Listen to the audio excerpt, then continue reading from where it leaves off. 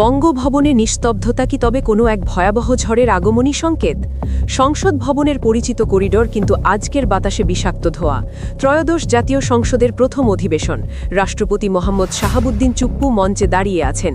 এক সময়ের হাসিনা সরকারের বিশ্বস্ত লাঠিয়াল, আজ তিনিই গাইছেন ফ্যাসিবাদ বিরোধী সুর। এটি কি রাষ্ট্রপতির ভাষণ নাকি এক রক্তহীন করা প্রতারণার নাটক? সংসদের ভেতরে টেবিল চাপড়ানোর শব্দ কি কেবল সাধুবাদ নাকি আসন্ন কোনো ভয়াবহ পতনের পদধ্বনি? পর্দার আড়ালে কি শুরু হয়ে গেছে শাহাবুদ্দিন চুপ্পুর বন্দী হওয়ার কাউন্টডাউন? আজ আমরা উন্মোচন করছি সেই নীল নকশা যেখানে ক্ষমতার দাবার বোর্ডে দাবার ঘুঁটি উল্টে গেছে। আপনি কি প্রস্তুত এই রহস্যময় সত্যের মুখোমুখি হতে? প্রস্তুত হন, কারণ আজ আমরা এমন কিছু গোয়েন্দা তথ্য আপনাদের মাঝে ব্যবচ্ছেদ করব যা দেখলে আপনার পায়ের নিচ থেকে মাটি সরে যাবে। শাহাবুদ্দিন চুপ্পুর উত্থান কোনো সাধারণ রাজনৈতিক গল্পের মতো নয়। এটি এক অদ্ভুত ও আঁকাবাঁকা যাত্রাপথ, যার প্রতিটি বাঁকে লুকিয়ে আছে ক্ষমতার মোহ এবং বিশ্বাসঘাতকতার গন্ধ।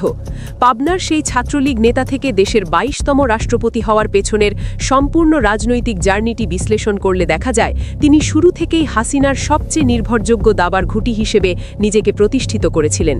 হাসিনার শাসনামলে তিনি এমন এক ব্যক্তি ছিলেন যার দিকে চোখ পড়লে সাধারণ মানুষের শির দাঁড়া দিয়ে শীতল স্রোত বয়ে যেত। তার ক্যারিয়ারের প্রতিটি স্তরে জড়িয়েছিল হাসিনার প্রতি অন্ধ আনুগত্য। কেন শেখ হাসিনা তাকে বেছে নিয়েছিলেন? উত্তরটা খুব সহজ। যিনি নিজের বিবেককে ক্ষমতার দাসের কাছে বিক্রি করে দিতে পারেন, তিনিই তো একনায়কতান্ত্রিক শাসকের জন্য সবচেয়ে বিশ্বস্ত পাহারাদার। রাষ্ট্রপতির চেয়ারে বসে তিনি যে ১৩৩টি অধ্যাদেশ জারি করেছিলেন, তার প্রতিটি স্বাক্ষরে ছিল ফ্যাসিবাদী শাসনের ছাপ। আজকে যখন তিনি জিয়ার নাম মুখে আনছেন, তখন সেই অতীতের দিনগুলো আমাদের মনে করিয়ে দেয় তিনি কি আসলেই ভুল পাল্টেছেন, নাকি এটি কেবল আত্মরক্ষার এক মরিয়া অভিনয়।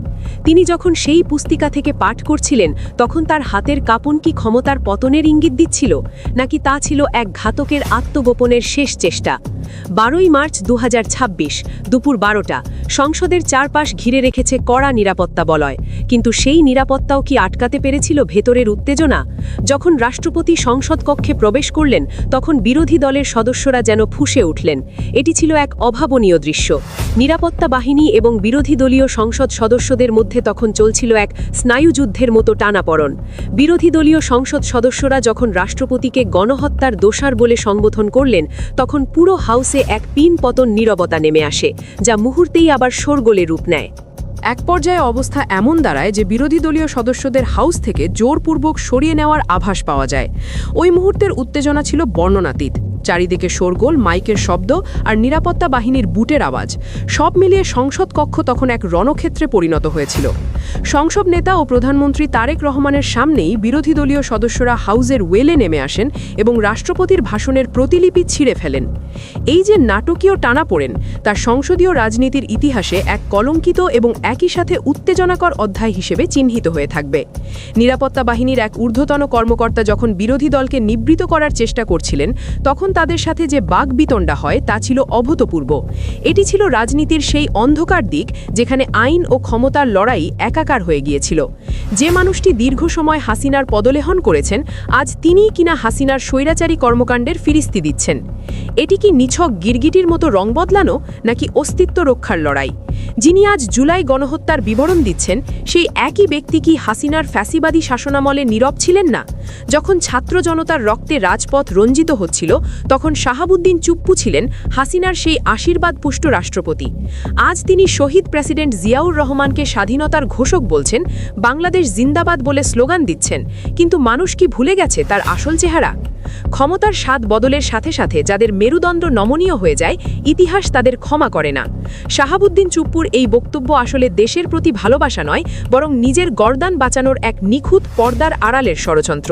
তিনি এখন হাসিনাকে নিয়ে বিষাদগার করছেন, যা তার ব্যক্তিত্বের চরম অবক্ষয়েরই বহিঃপ্রকাশ। এই রং বদলানোর দৃশ্য কি আমাদের মনে করিয়ে দেয় না সেই রূপকথার ধূর্ত শেয়ালের কথা? কিন্তু বাস্তবে এই শেয়ালের শিকার হওয়ার কি পালা শুরু হয়নি? ইনভেস্টিগেটিভ রিপোর্ট বলছে শাহাবুদ্দিন শাহাবুদ্দিন চুপ্পুর বিরুদ্ধে মামলার ফাইল প্রস্তুত। দেশের গোয়েন্দা সংস্থাগুলো এখন তার প্রতিটি পদক্ষেপ নজরে রাখছে। তিনি সংসদে যে বক্তব্য দিয়েছেন তা তার জন্য রক্ষা কবচ হওয়ার চেয়ে বরং কাল হয়ে দাঁড়াতে পারে। কেন তিনি আটক হতে পারেন? প্রথমত, তিনি জুলাই গণহত্যার অন্যতম একজন পরিকল্পনাকারী বা সহায়ক হিসেবে চিহ্নিত। দ্বিতীয়ত, ক্ষমতা টিকিয়ে রাখার লোভে তিনি যে সাংবিধানিক অপরাধগুলো করেছেন তার অকাট্য প্রমাণ আজ তদন্তকারী সংস্থার হাতে।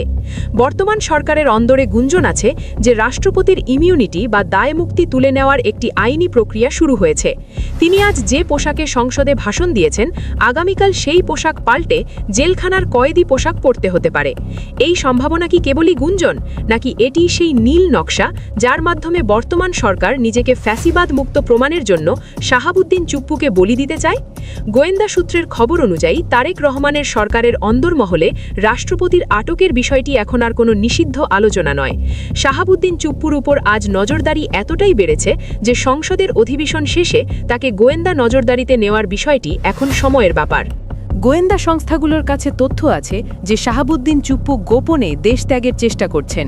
সেই খবর পৌঁছানো মাত্রই তার উপর কড়া নজরদারি বসানো হয়েছে। কারাগারের রুদ্ধদ্বার কক্ষ কি তার জন্য প্রস্তুত? সেই উত্তর লুকিয়ে আছে কেবল আগামীর গর্ভে। তারেক রহমানের নেতৃত্বাধীন বর্তমান সরকার এই ইস্যুতে খুবই কৌশলী। তারা রাষ্ট্রপতিকে ব্যবহার করে নিজেদের ইমেজ পরিষ্কার করার চেষ্টা করছে। রাষ্ট্রপতি যখন নিজের ভাষণে শেখ হাসিনাকে ফ্যাসিস্ট বলছেন, তখন পরোক্ষভাবে তারেক রহমানই লাভবান হচ্ছেন। তবে এটি একটি বিপজ্জনক খেলা, কারণ যে রাষ্ট্রপতি আজ হাসিনাকে প্রত্যাখ্যান করছেন তিনি আগামীকাল সুযোগ পেলে তারেক রহমানকেও একই মুদ্রার উল্টো পিঠে ফেলতে পারেন, যদি তিনি বাঁচতে পারেন। এই পুরো প্রক্রিয়ায় এক ভয়াবহ অনিশ্চয়তা দানা বাঁধছে। সরকার কি তাকে দিয়ে কাজ করিয়ে নিয়ে তারপর ছুঁড়ে ফেলে দেবে, নাকি এটি একটি সাজানো নাটক যেখানে শাহাবুদ্দিন চুপ্পুর জেল খাটা অনিবার্য? তারেক রহমানের পরবর্তী রাজনৈতিক চালে যদি শাহাবুদ্দিন চুপ্পুকে সরিয়ে দেওয়ার সিদ্ধান্ত থাকে, তবে সেটি হবে বাংলাদেশের রাজনীতিতে এক অভাবনীয় ঘটনা। তিনি কি শাহাবুদ্দিনকে ব্যবহার করে সেই সব তথ্য হাতিয়ে নিচ্ছেন যা হাসিনা সরকারের আমলে ঘটেছিল? এই রাজনৈতিক জুয়া খেলার পরিণাম কি হবে তা সময় বলে দিবে। এই পুরো ঘটনায় স্পষ্ট যে বাংলাদেশের রাজনীতি এখন এমন এক বিন্দুতে এসে পৌঁছেছে যেখানে কেউ কারো নয়। ক্ষমতার এই গোলকধাঁধায় শাহাবুদ্দিন চুপ্পু আজ কোণঠাসা। তার চারপাশে এখন কেবল দেয়ালে পিঠ ঠেকে যাওয়ার শব্দ। তিনি আটক হতে পারেন যে কোনো মুহূর্তে। এটি এখন সময়ের ব্যাপার মাত্র। শাহাবুদ্দিন চুপ্পুর পতন কেবল একজন ব্যক্তির পতন নয়, এটি হাসিনার সেই লাঠিয়ার বাহিনীর পতন। আন্তর্জাতিক মহল এখন তাকিয়ে আছে শাহাবুদ্দিন চুপ্পুর পরবর্তী পদক্ষেপের দিকে। তিনি কি তার দায় স্বীকার করে পদত্যাগ করবেন, নাকি আইন শৃঙ্খলা বাহিনীর হাতে বন্দী হয়ে তার রাজনৈতিক জীবনের ইতি টানবেন? ভূ রাজনৈতিকভাবে বাংলাদেশ এখন যে পরিস্থিতির মধ্যে দিয়ে যাচ্ছে, সেখানে রাষ্ট্রপতির মতো পদকে কলঙ্কিত করা কোনো ক্রমেই কাম্য নয়। কিন্তু যা ঘটেছে তা ইতিহাস, আর এই ইতিহাসের পাতা থেকে শাহাবুদ্দিন চুপ্পুর নাম মুছে ফেলা কি আদৌ সম্ভব হবে? সংসদ অধিবেশন ছিল রাজনীতির এক অদ্ভুত সার্কাস। একদিকে রাষ্ট্রপতি হাসিনার নাম মুখে আনতে ভয় পাচ্ছেন না, অন্যদিকে তার নিজের অতীতের প্রতীকী অধ্যাদেশ আজ তদন্তের অধীনে। এই ১৩৩টি অধ্যাদেশ জারি করার সময় তিনি কি ভেবেছিলেন একদিন তাকেই কাঠগড়ায় দাঁড়াতে হবে? তারেক রহমানের সরকার যদি তাকে আটক করে, তবে তা হবে বিএনপির এক বড় ধরনের ক্লিন ইমেজ তৈরির প্রচেষ্টা। তারা দেখাতে চাইবে তারা কোনো ফ্যাসিস্টের সাথে আপোষ করে না। কিন্তু জনগণ কি ভুলবে যে ব্যক্তি আজ হাসিনা সরকারের দোসর হিসাবে অভিযুক্ত, তাকেই এতদিন রাষ্ট্রপতির মতো মর্যাদাপূর্ণ পদে রাখা হয়েছিল? এখানেই লুকিয়ে আছে পর্দার আড়ালের ষড়যন্ত্র। শাহাবুদ্দিন চুপ্পু কি কোনো গোপন তথ্য ফাঁস করার ভয় দেখাচ্ছেন, নাকি তাকে আটকে রেখে সরকার নিজেদের কোনো গোপন অশুভ এজেন্ডা বাস্তবায়ন করতে চাচ্ছে? আমাদের অনুসন্ধানী ক্যামেরা এখন নজরে রেখেছে সেই বন্দিশালার দিকে, যেখানে শাহাবুদ্দিন চুপ্পুর জন্য হয়তো প্রস্তুত রাখা হয়েছে কারাগারের রুদ্ধদ্বার কক্ষ। আইনের শাসন কি তবে শেষ পর্যন্ত বিজয় হবে, নাকি এই আটক হবে কেবল রাজনৈতিক প্রতিহিংসার এক নতুন রূপ? রাষ্ট্রপতির বিরুদ্ধে আনা অভিযোগগুলোর আইনি বিশ্লেষণের মাধ্যমে আমরা জানতে পারি রাষ্ট্রদ্রোহী